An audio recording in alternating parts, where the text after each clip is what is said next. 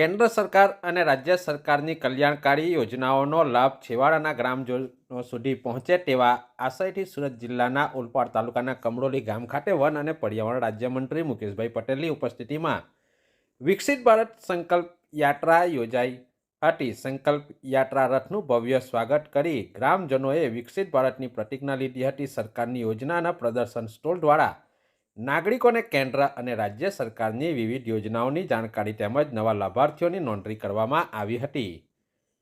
રાજ્યમંત્રી મુકેશ પટેલના હસ્તે કેન્દ્ર અને રાજ્ય સરકારની વિવિધ કલ્યાણકારી યોજનાઓના લાભાનું વિતરણ કરાયું હતું। લાભાર્થીઓ સાથે રાજ્યમંત્રી મુકેશ પટેલે સંવાદ સાધી યોજનાઓનો લાભ લેવા પ્રેરિત કર્યા હતા। આ કાર્યક્રમમાં તાલુકા પંચાયત પ્રમુખ નીતાબેન પટેલ, ઉપપ્રમુખ કિરણભાઈ પટેલ, તાલુકા વિકાસ અધિકારી હાર્દિકભાઈ ગઢવી, તાલુકા પંચાયત કારોબારી ચેરમેન જયેશભાઈ પટેલ, સામાજિક ન્યાય સમિતિ હેમુ પાઠક, ભાજપ સંગઠન પ્રમુખ બ્રિજેશભાઈ પટેલ, જિલ્લા પંચાયતના સભ્યશ્રીઓ, તાલુકા પંચાયતના સભ્યશ્રીઓ, વિવિધ ગામના સરપંચશ્રીઓ તેમજ શાળાના શિક્ષકો અને વિદ્યાર્થીઓ સહિત મોટી સંખ્યામાં ગ્રામજનો ઉપસ્થિત રહ્યા હતા।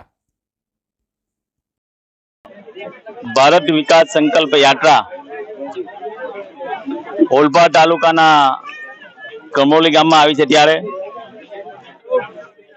કમરોલી ગામની અંદર 940 લોકોની વસ્તી છે અને 199 જેટલા ઘરો આવેલા છે।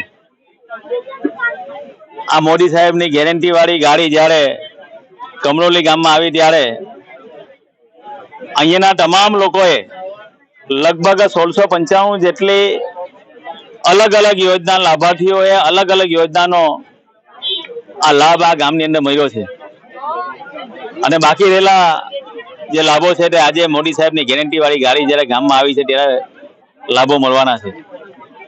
ત્યારે દેશના વડાપ્રધાન મોદી સાહેબનો ભારત વિકાસ સંકલ્પ યાત્રા ખરા અર્થમાં ભારતને સાકાર કરવા માટે આ કેન્દ્ર સરકારની તમામ યોજના લોકો સુધી પહોંચે એના માટે આ રથ જ્યારે વિકસિત ભારત સંકલ્પ યાત્રા સમગ્ર દેશની અંદર ફરી રહ્યો છે ત્યારે ઓલપાડ તાલુકાની અંદર આ રથ ફરી રહ્યો છે। ત્યારે હું મારા તમામ સરપંચીઓ, તમામ મારા ભારતીય જનતા પાર્ટીના કાર્યકરોને વિનંતી કરું છું કે આ મોદી સાહેબની જે ગેરંટી વાળી ગાડી આવી છે એમાં ગામનો એક પણ લોકો લાભથી વંચિત ના રહી જાય એની આપણે સૌને જોવાની જવાબદારી છે। તો મારે ગર્વ સાથે એ પણ કહેવું પડે કે ઓલપાડ તાલુકાની અંદર 155 ઓલપાડ વિધાનસભાની અંદર અત્યાર સુધીમાં કેન્દ્ર સરકાર, રાજ્ય સરકારની તમામ યોજનાઓ લગભગ 5,02,000 જેટલા લાભાર્થીઓ વિવિધ યોજનાનો લાભ લઈ ચૂક્યા છે। અને જ્યારે આ વિકસિત યાત્રા ગામો ગામ ફરી રહી છે ત્યારે અમે લોકોએ બધાનો સ્વચ્છતાનો સંદેશ પણ લોકોને આપ્યો છે। આવતીકાલથી સ્વચ્છતા અભિયાન સમગ્ર ઓલપાડ તાલુકામાં છાયાના ગામથી ચાલુ થવાનું છે અને એના પછી બધા જ ગામોની અંદર બધા જ અમારા સરપંચીઓ, ગામના લોકોના સહયોગથી ગામ આપણું ઘર, આપણું આંગણું, આપણું ગામ સ્વચ્છ રહે એના માટે પણ આપણે અપીલ કરીશું।